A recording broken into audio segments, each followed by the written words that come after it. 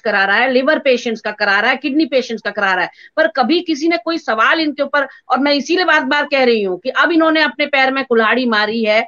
अगर कोई दृढ़ इच्छा शक्ति वाली सरकार होगी या कोर्ट अगर संज्ञान लेगा, तो फिर इनकी परत दर परत खुलेगी कि विदाउट अ डिग्री, क्योंकि इन्होंने इसको एडमिट कर लिया कि मेरे पास आयुर्वेदा की डिग्री भी नहीं है, होम्योपैथी की डिग्री भी नहीं है, एलोपैथी की डिग्री भी नहीं है। जब आपके पास आप विदाउट डिग्री हैं, तो फिर आप ट्रीटमेंट किस बेसिस पे कर रहे हैं? लोगों के जान और स्वास्थ्य के साथ लगातार खिलवाड़ पतंजलि के अंदर अंदर किस बेसिस पे हो रहा है? तो उस पर भी बात होनी चाहिए।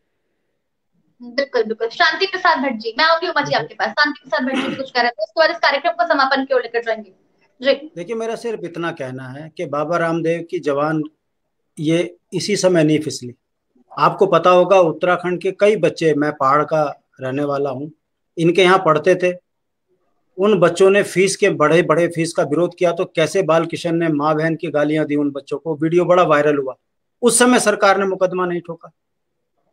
उत्तराखंड में जब ये कहते हैं कि मैंने योग का प्रचार में मेरी अहम भूमिका है, तो उत्तराखंड के जितने योगाचार्य बच्चे हैं उनको सरकारी सेवा दिलाने के लिए, बच्चों का को योग से जोड़ने के लिए इन्होंने कभी ऐसी पहल नहीं करी ताकि उत्तराखंड में योग सब्जेक्ट के बच्चे जो हैं सेवा दे सके।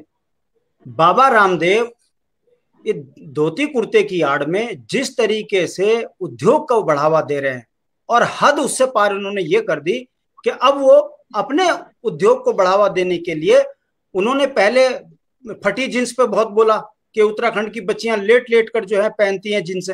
उसके बाद उन्होंने जो डॉक्टरों पर अटैक किया है अपनी कोरोनिल बेचने के लिए कि डॉक्टरों की कोई पद्धति नहीं है, टर टर टर लेट के 1000 मर गए जो अपना इलाज नहीं कर सकते।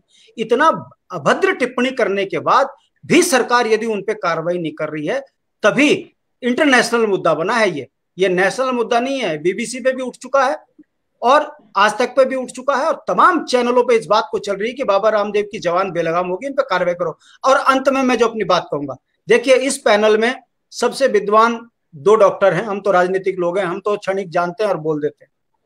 यहां पर 25 सवाल जो उन्होंने कल क्षमा मांगने के बाद दागे हैं, मुझे महेश कुड़ियाल जी पर सवाल खड़ा करना है इस पर।